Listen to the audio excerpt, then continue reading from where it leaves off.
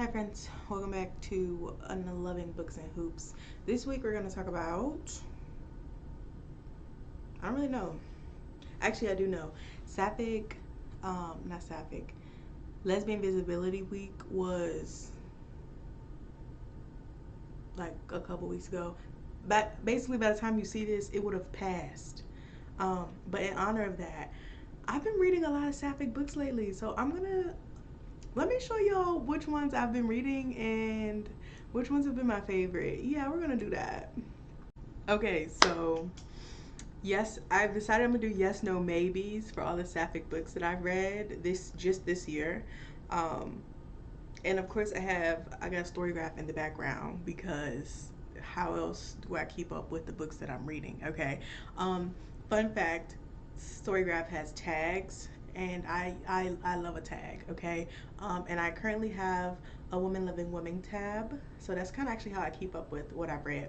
Anyway, let's get into the ones that I've read. And if you're like, why is the setup like this, you'll see in a moment. Oh wait, wrong screen. Okay. Okay, yeah. So I have to do it this way so you can't see what my rating is. Anyway, She Drives Me Crazy, Kelly Quinlan. Um, this is like a YA basketball romance. And it was cute. It was cute. I actually really did like it. It was one of those like rival to lovers things. I'm supposed to be doing yes, no, maybes, not all this dialogue.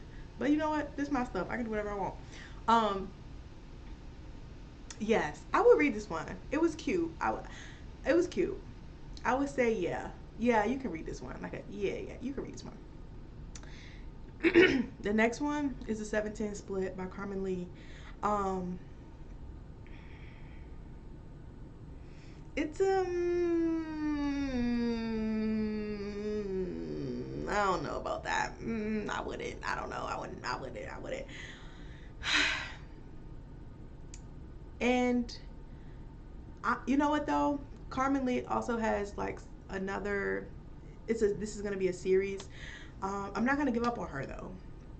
I'm not gonna give up on her. I'm gonna read her next book just to see if it was like a debut kind of mix up. You know, you shouldn't judge people by their debuts. You know, people writers get better. So I think I'm gonna still read her second book, but this one is maybe not. Maybe not.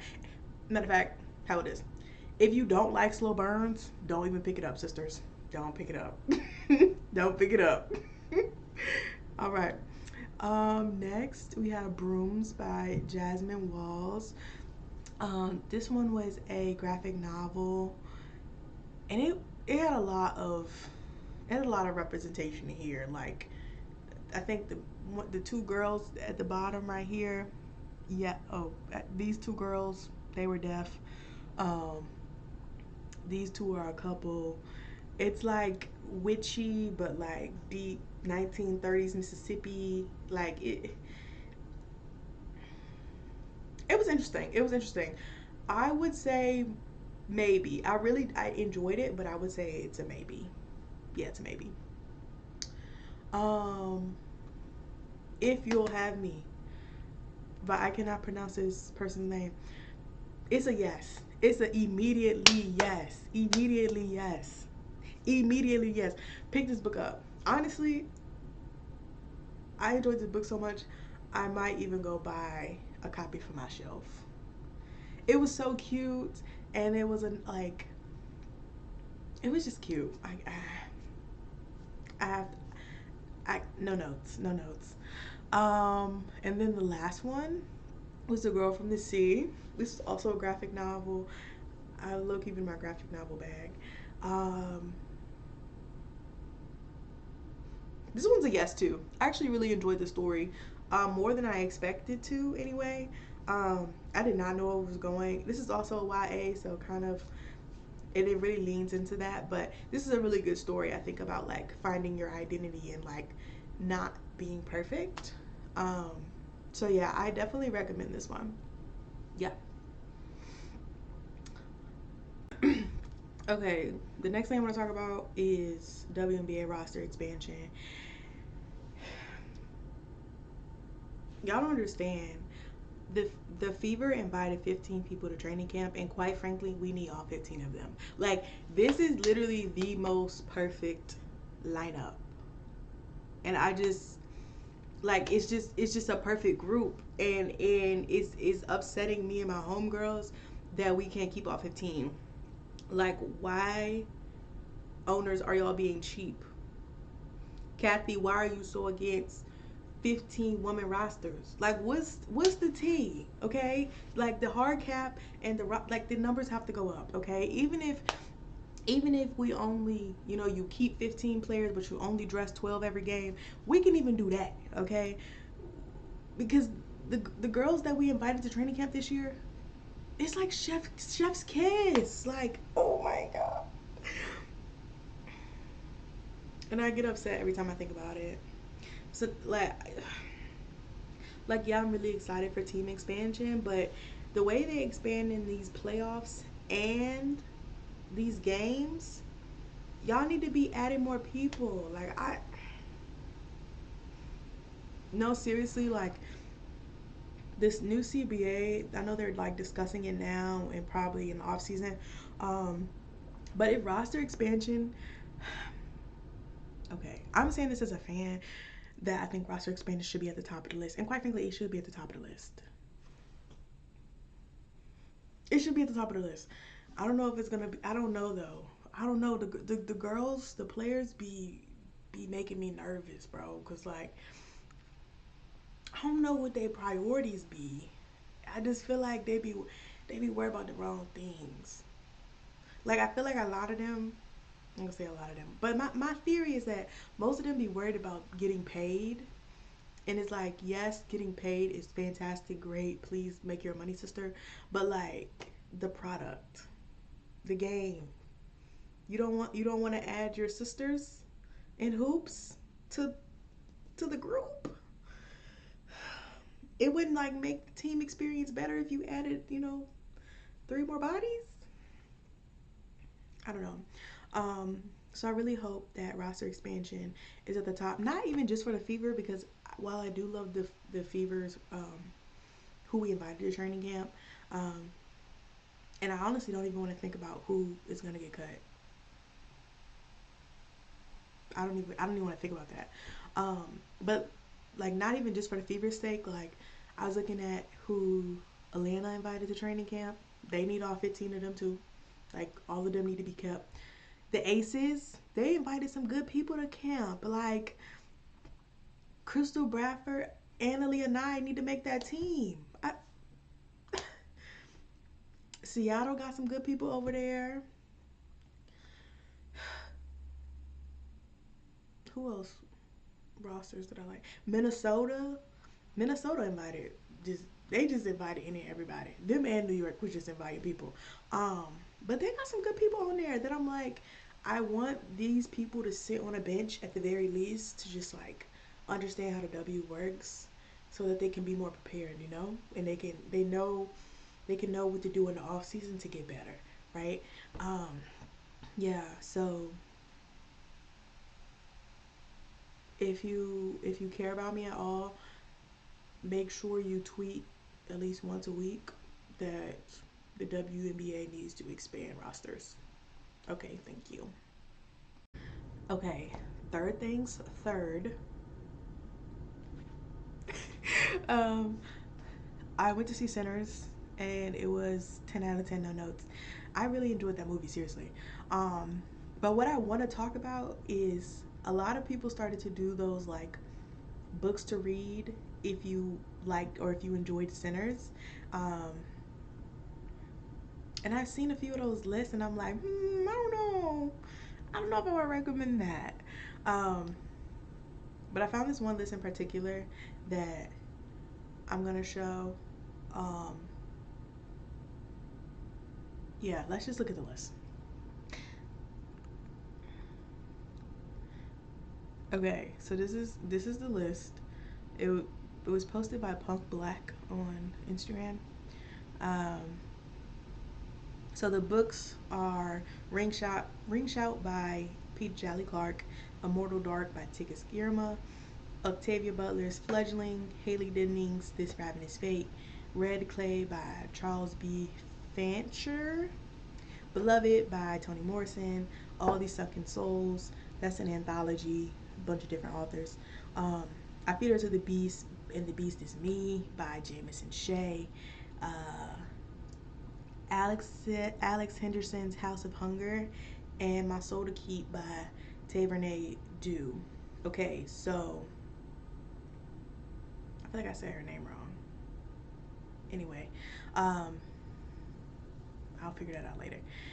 Anyway, the so of this list, I read Ring Shout, This Ravenous Fate, Beloved, and I Feed Her to the Beast. I have Immortal Dark on my shelf. I actually really want to get All These Sunken Souls. I'm not a big like horror reader at all. Um, but I'm pretty sure Ryan Douglas, who wrote um, The Taking of Jake Livingston, has a story in there, and so I wanted to read that. Um, Tavernay Dew, I feel like I'm saying her name wrong, but she's supposed to be like the horror writer. So honestly, if you don't read anything else off this list, you should read that, because I'm gonna read that, even though I'm sure it's gonna scare me. Um, but you should definitely read that one. I'm not familiar with Red Clay or House of Hunger. I've never seen either one of those, um, so I'm not even sure what either one of those are about. I haven't read Fledgling like either. I want to though. It's on my list. I gotta get through Octavia Butler's catalog. Immortal Dark, also haven't read. I have the book on my shelf. I think I said it already. Um, but it's a vampire book, so that's kind of the connection there, I think. And then This Ravenous Fate, it's also a vampire book set in the like 1930s. Um, did I love the characters in This Ravenous Fate? No. Actually, I can say I didn't love them, but they were kind of young, and the things it would like. Well, no, because I can't give it away. I I've seen both. Do I think you would? Hmm.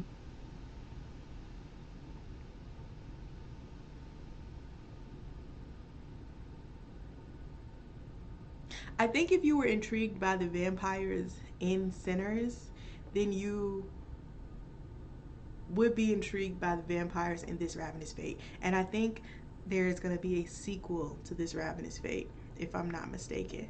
Um, it gotta be, yeah, it gotta be a sequel. Um, yeah, if you really like the vampires, definitely read This Ravenous Fate, because they were interesting. They were interesting. There was some bloodlust there, but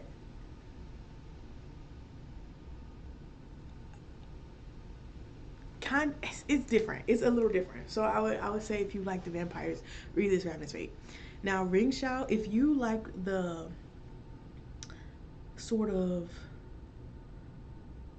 the fighting for your people, the revenge, the like kind of cozy. I don't want to call it cozy because Sinners was not cozy, but like I feel like the scenes in, when they're at the juke joint and the um kind of familial aspects that were kind of interwoven into the story. If you like that stuff, you should definitely read Ring Shout.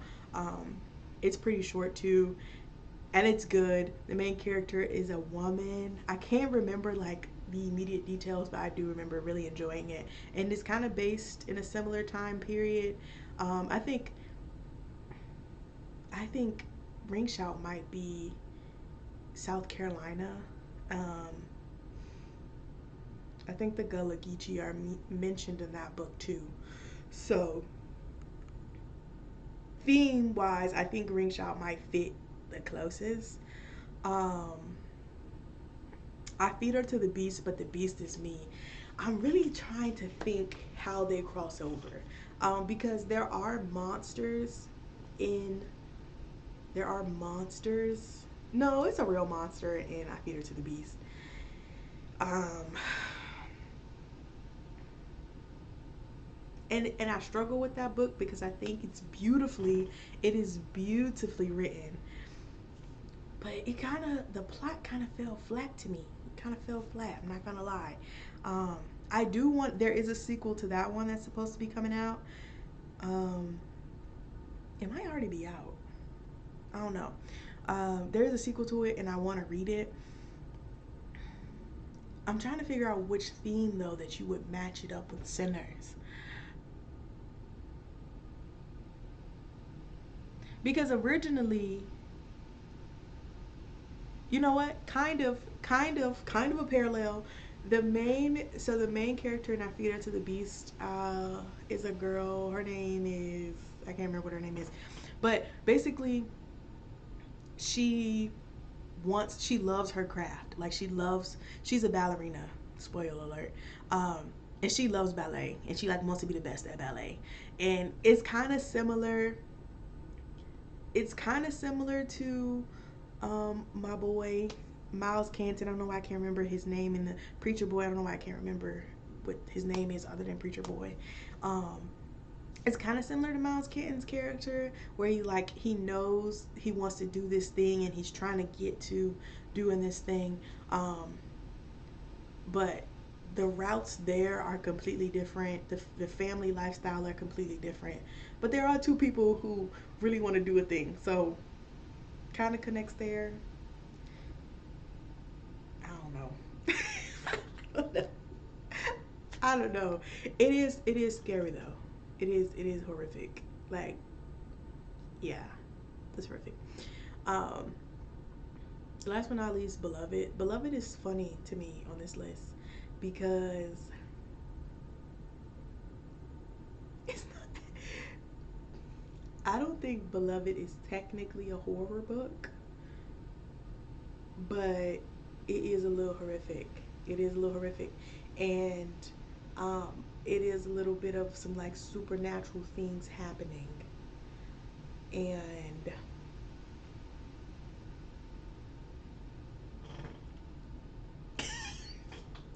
I I just read Beloved like 4 months ago. Y'all gotta read it. I'm not gonna lie, you will be mad and confused for the first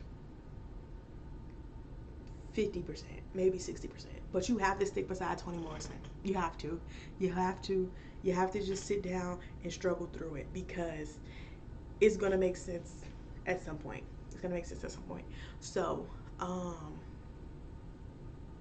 yeah, yeah. Okay, the last thing I want to talk about, um, to keep this short and sweet, I just want to say congratulations to Dawn Staley.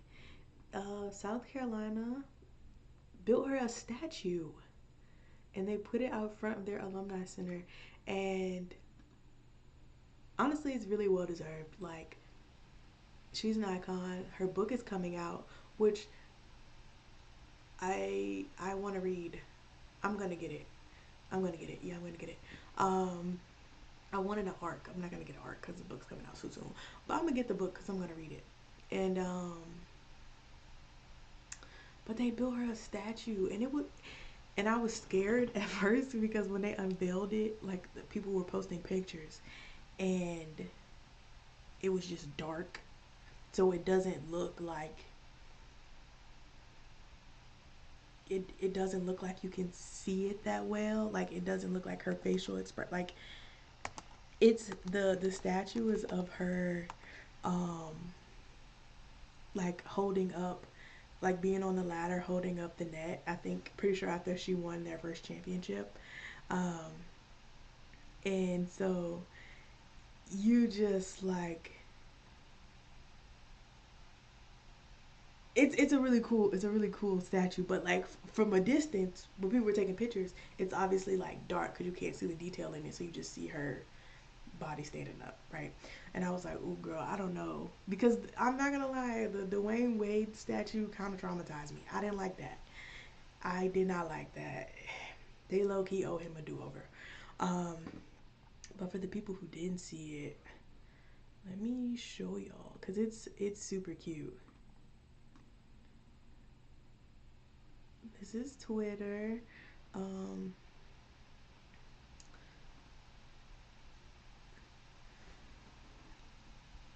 I wanna like, but you can see like this picture. You can definitely see like the detail in her face. Like it looks like her. It very much looks like her, and I feel like this is really a good picture. Like whoever like decision it was to pick her holding the net on the lap, like this is iconic. This is iconic. Like tens, very much tens. Um, and it's too. It's really cool to see people honor her. This was honestly, this is like in your living room on the wall material. Like this picture, iconic. I'm just like really glad that like she was able to like get this moment. I'm really big, and I feel like as a society we've gotten much bigger on like honoring your legends while they're alive, and so um, Dawn Staley is absolutely one, and I love that the city of Columbia loves her down. They don't play about her. um, so yeah, it's really cool that she was able to get that today. Um, yeah, I was really excited about it. Like it was a statue for me. Um, they said the mayor of Columbia um, called the month of May Dawn Staley month, and I was like, exactly. I was born in May. Like I was supposed to be born in Dawn Staley's month. Like legendary. Like I yeah. So it was cool. Really exciting moment that happened. So yeah, congrats to Dawn Staley, and I can't wait to read her new book.